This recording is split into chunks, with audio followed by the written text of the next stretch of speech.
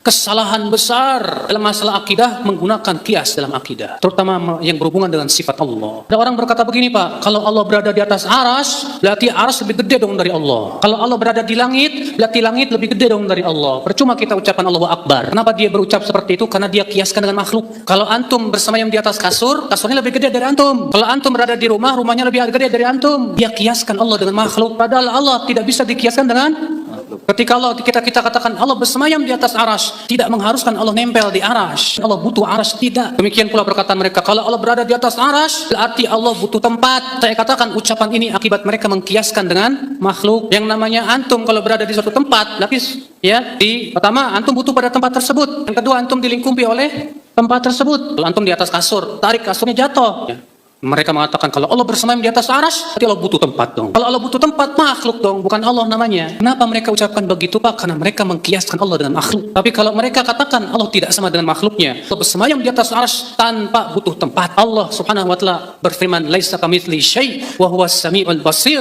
Allah tidak serupa dengan segala sesuatu. Dan Dia Maha mendengar, lagi Maha melihat. Paham tidak, Pak? Dia Maha mendengar, lagi Maha melihat. Mendengar, Allah mendengar. Manusia mendengar tidak, Pak? Apakah berarti mendengarnya Allah sama dengan mendengarnya manusia?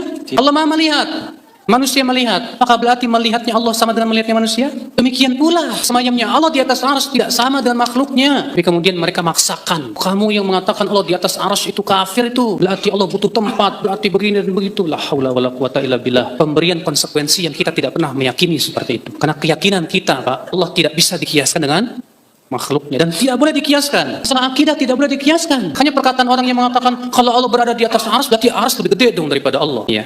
Sama dengan orang yang mengatakan, yang menolak adab kubur. Kalau orang dimakan ikan, gimana diadabnya tuh? Orang yang dibakar pakai api sampai debunya hilang, gimana tuh ngadabnya? Dikiaskan, nggak bisa dikiaskan, Pak, itu alam gaib. Allahu ala kulli syai'in qadir. Kalau dikatakan dia jawab, Allah Maha Kuasa atas segala sesuatu untuk mengadab dia, kita pun berkata, Allah pun Maha Kuasa untuk bersemayam di atas aras, tanpa harus dikatakan aras lebih besar daripada dirinya. Kan kalau Allah Maha Kuasa atas segala sesuatu, hanya Dia yang tahu tentang sifatnya. Anda tidak tahu. Masalah-masalah gaib jangan dikiaskan dengan akal. Jangan dipikirkan dengan apa? Akal. Kalau masalah akidah seperti ini nggak berlaku kias, Pak, nggak boleh. Makanya orang yang mikirin Allah, kalau Allah berada di atas aras, berarti arasnya lebih gede dari Allah. Itu seperti orang buta, ya. Lama hidupnya dia buta, kecuali melek 1 menit, 1 detik, Pak.